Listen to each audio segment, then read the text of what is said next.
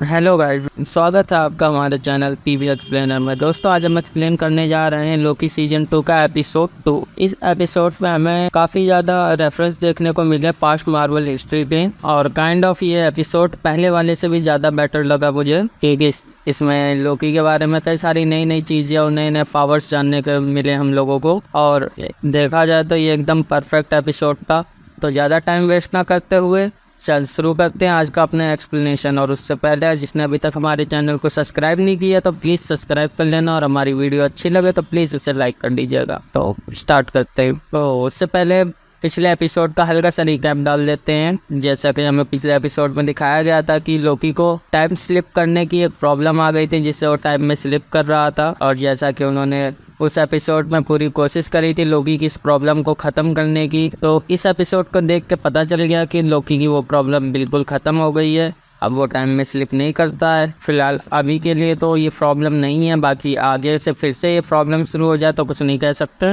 Episode start होता है और हमें दिखाया जाता है 1977 लंदन यूके का सीन। यहाँ पर मूवीज और लोकी ढूंढने आए हुए होते हैं सिल्वी को। तो जैसा कि लास्ट क्रेडिट सीन में हमें दिखाया गया था सिल्वी को, तो अपन लोग तो जानते ही हैं सिल्वी कहाँ पर है। और वेल, जैसा मैंने बताया था कि मुझे लगता है कि अपनी प्रीवियस लाइफ जो मतलब इसने मिस करी होगी इस भाग दौड़ में, उसे जीने के लिए यहाँ पर आई थी। तो बिल्कुल वो सही निकला। वो वहाँ पर अपनी नॉर्मल सी लाइफ को एंजॉय कर रही होती, मैकडोनल्ड्स में जॉब करते हुए। फिलहाल मूवीज और लोकी को उसकी एग्जैक्ट लोकेशन नहीं पता होती है, तो वो लोग एक बंदे को ट्रैक करके उससे सिल्वी की लोकेशन जानने के लिए आए हुए होते हैं, जिसका नाम होता है minute man Hunter x pipe, जो कि टीवी में ही काम करता था पहले। लेकिन जब से उसको इसके बारे में हकीकत पता चली है, तो वो इस टाइम के जोन में अपनी लाइफ को वो भी इंजॉय कर रहा होता है, टीवी वगैरह छोड़कर। और जैसा कि लास्ट एपिसोड में हमने इसको देखा था, जनरल डॉक्स के राइट हैंड होता है, और सिल्वी को ढूंढने का काम जनरल ने इसी को दिया होता है। और ये अपने काम में इतना परफेक्ट होता है कि कोई भी काम अगर ये हाथ में ले लेता है तो बिना उसे पूरा किए नहीं छोड़ता है। तो मे भी हो सकता है कि इसको सिल्वी की लोकेशन का पता हो, शायद इसीलिए मूवीज और लोकी इसके पास आए हुए होते हैं।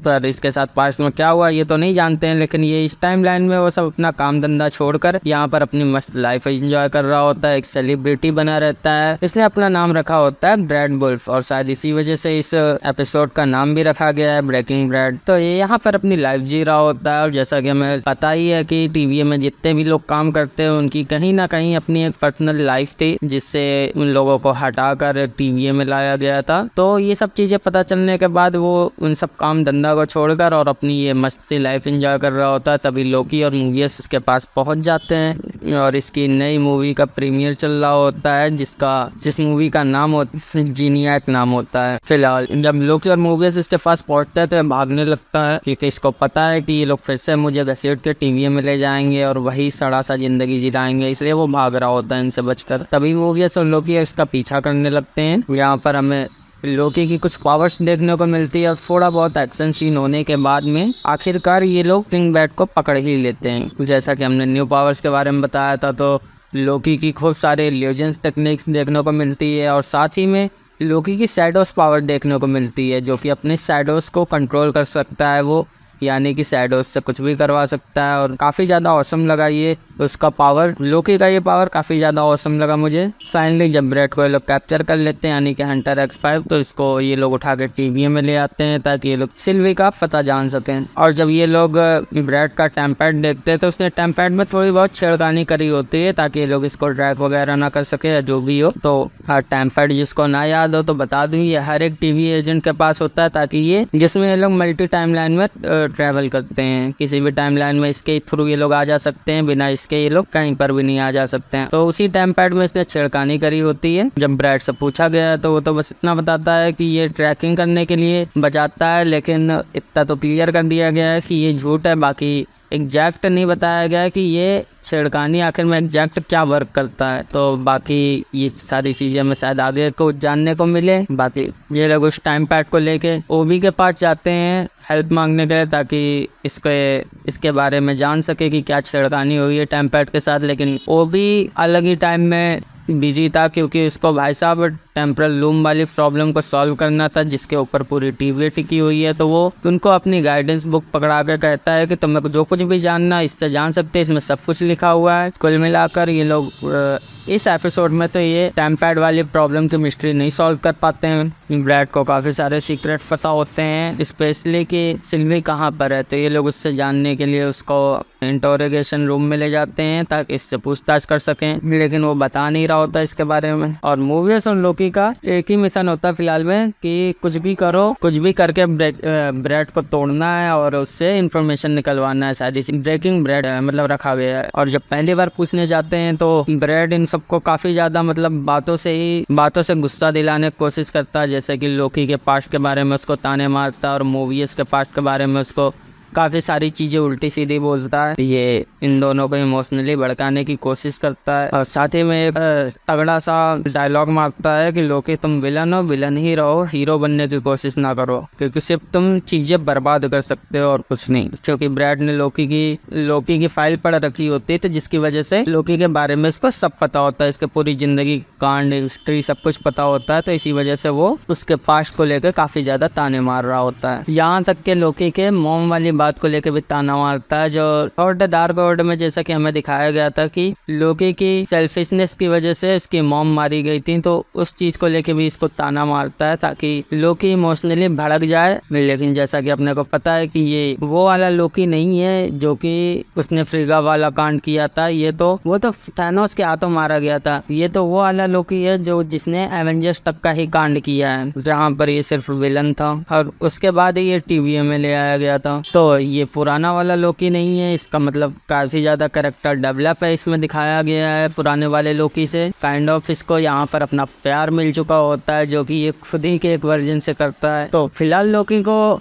दुनिया को बचाना होता है, तो एक तरीके से लोकी हाँ हीरो बन चुका है, तो इसको विलन तो नहीं कह सकते हैं। और फिर इसी वजह से वो भड़कता नहीं है और शांति से दिमाग से काम लेता है। तो फिर उसके बाद ये मूवी इसको भड़काने की कोशिश करता है कि जैसा कि हम सब फेक हैं, टीवी सब वगैरह वगैरह, हमें किडनैप करके लाया गया है और हमारी अपनी कोई पर्सनल लाइफ थी जिससे हम लोग को वहाँ से उठा लिया गया है। तो ये सब चीज़ें जब बोलता है तो मूवी भड़क जाता है और इसको एक तमाचा जड़ देता है जैसा कि वो डिजर्व करता था। तो लोग इसको वहाँ से पकड़ के ले जाता है और ये बैठते हैं एक जगह पर और बैठ कर पेस्ट्री खा रहे होते हैं और वहाँ पर मूवीज बताता है कि हाँ मैं थोड़ा सा भड़क गया था उसकी बातों में आकर। तो इसी वजह से लोकी इसको अपना थोड़ा सा पास्ट की कहानी बताता है कि अपने भाई यानी कि थॉर और फादर ओडिन से गुस्सा था, जिसकी वजह से इसने न्यूयॉर्क की सत्यानाश कर दी थी 2012 में, जिसके ऊपर मूवी बनी थी द एवेंजर्स। और साथ में वो भी बताता है कि टोनी को उसने माइंड स्टोन से मारने की कोशिश करी लेकिन वो मार नहीं पाया, तो जिसकी वजह से उसने बस गुस्से में टोनी को बिल्डिंग से नीचे फेंक दिया था। उसके पीछे उसका कोई प्लान नहीं था।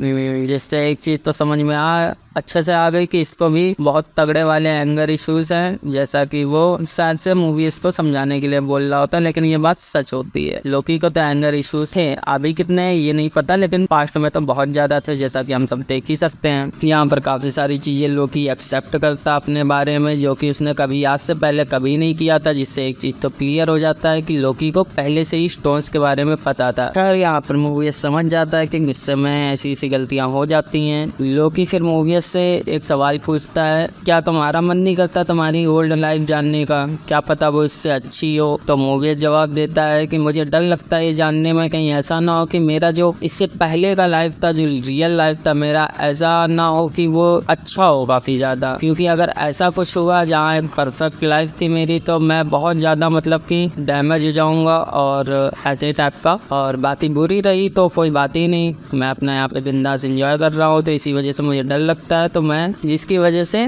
जानना ही नहीं चाहता हूँ कि मेरी लाइफ पास्ट में थी क्या।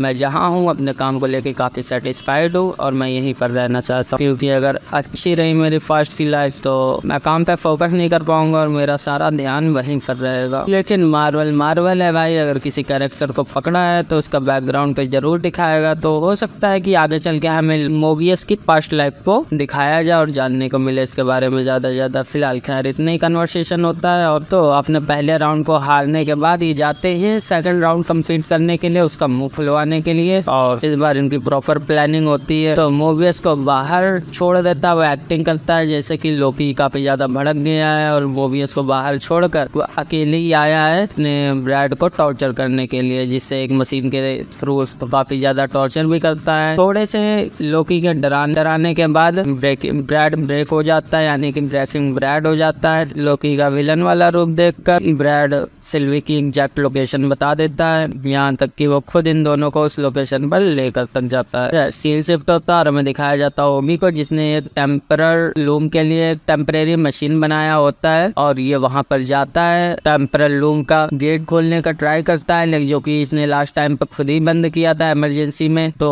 जैसे कि वो ट्राई करता है तो इनवैलिड बताता है और वो लूम खुल नहीं रहा होता, डोर नहीं खुल रहा होता, जिसकी वजह से और ज्यादा डर जाता है। फिर वो चिल्लाने लगता है कि अब सब लोग मारे जाएंगे। तो ये डोर का सीन ये होता है कि इसका क्रिएटर जब यहाँ पर खुद आएगा बोले तो ही हू रिमेन्स, और लेकिन जैसा कि सबको पता है कि वो तो मर चुका है कप्पा, तो उसके बिना तो डोर्स ओपन होने से रहे। और जैसा कि इस चीजों को शायद से मिस मिनट जो कि टीवी की एआई होती है इसको शायद ओवरराइड करके हैंडल कर लेती है, लेकिन ही रिमेन्स का मरने के बाद से वो भी गायब होती है थैंक्स टू रेमन रेसलियर। और जैसा कि लास्ट सीजन में हमें पता चल गया था कि मिस मिनट और रेमन रेसलियर दोनों के दोनों ही रिमेन्स के साथ काम करते थे मिलकर, और शायद यही रीजन था कि इसका मरते ही दोनों गायब हो गए बिल्कुल से टीवी से। फाइनली मूवीज लोकी और ब्रैड उस लोकेशन पर जाते हैं जहाँ पर सिल्वी होती है, लेकिन वो उन दोनों को वहीं पर छोड़कर सिल्वी से अकेले मिलने के लिए जाता है, उससे अकेले में बात करता है, you know love affair type. थोड़ा सा इनका इंटरनल मैटर भी होता है आपस में शायद इस वजह से। फिर ब्रैड और मूवीज दूर से देख रहे होते हैं और मैकडॉनल्ड्स के फ्रेंच फ्राइज के मजे ले रहे होते हैं। तो जैसा कि लास्ट मोमेंट पर हमने देखा था जब यूरोमेंस के साथ फाइट हो रही थी तो लोकी सिल्वी के अगेंस्ट हो गया था, क्योंकि वो नहीं चाहता था कि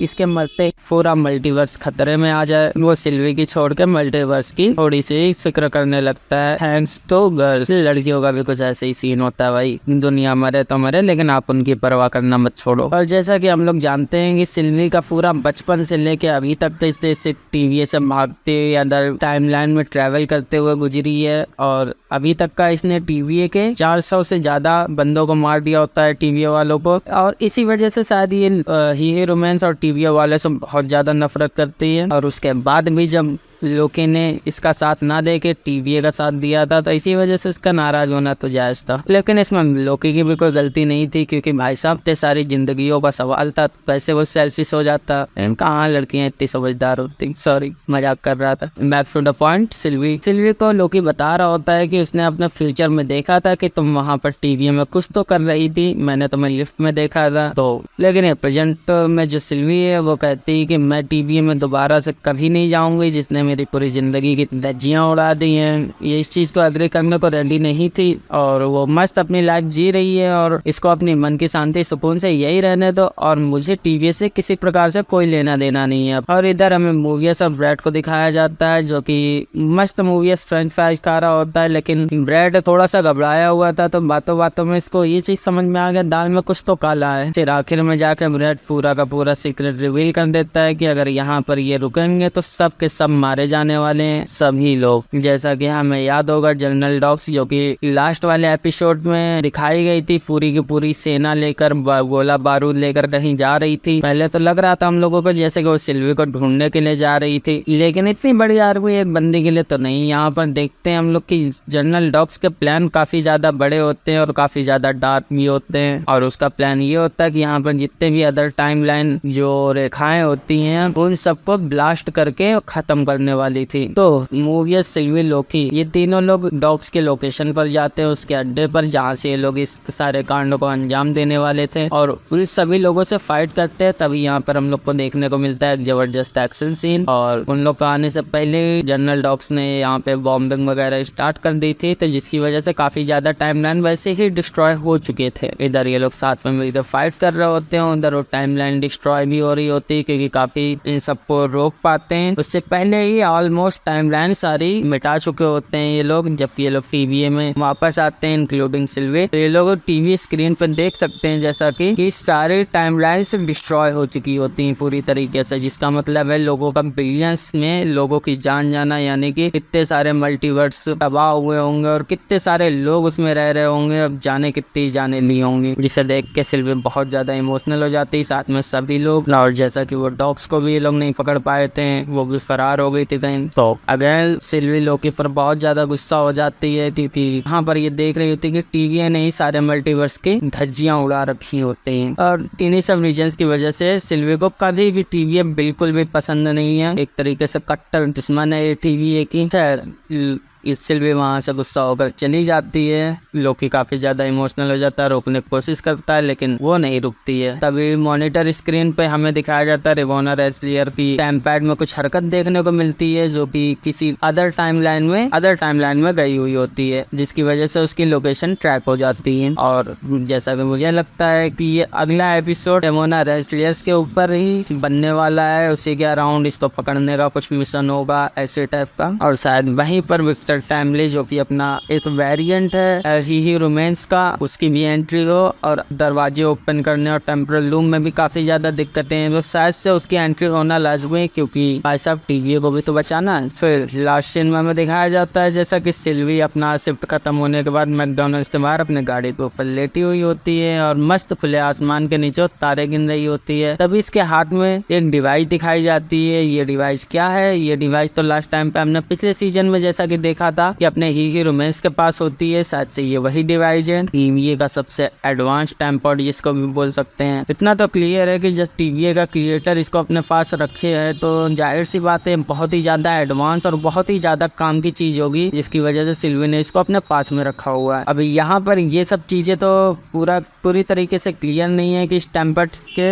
क्या क्या यूज कर सकते हैं, कितना ज्यादा यूज कर सकते हैं और क्या क्या इसकी पावर है। लेकिन इतना तो समझ जाओ कि अगर ये पूरे मल्टीवर्स के क्रिएटर के पास था तो ये कितनी ही ज्यादा टाइम पावरफुल होगा। और जैसा कि हमें लोकी और सिल्वी के कन्वर्सेशन के दौरान पता चला था, जब लोकी ने ये बोला था कि अभी इसके काफी ज्यादा वेरिएंट्स आएंगे तब हम क्या करेंगे, तो उसने सिल्वी ने कहा था कि इसके जितने भी वेरिएंट्स आएगी वो सबके सबको मार डालेगी। इसका इकलौता यही मिशन होता है कि ये हीरो रोमांस को जिंदा नहीं छोड़ेगी, चाहे उसका कोई भी वेरिएंट हो। तो शायद से ये टेम्पर्ड का इसीलिए यूज करेगी कि इसके जितने भी वेरिएंट्स हो उसका वो पता लगा सके और उनको खत्म कर सके। खैर यह एपिसोड यहीं पर खत्म होता है, इसी के साथ हमारी ये वीडियो भी समाप्त होती है। तो दोस्तों आपको हमारी वीडियो अगर अच्छी लगी हो तो हमारी वीडियो को लाइक और चैनल को सब्सक्राइब कर लीजिएगा। मिलते हैं अपने अगले एक्सप्लेनेशन में, तब तक के लिए बाय बाय।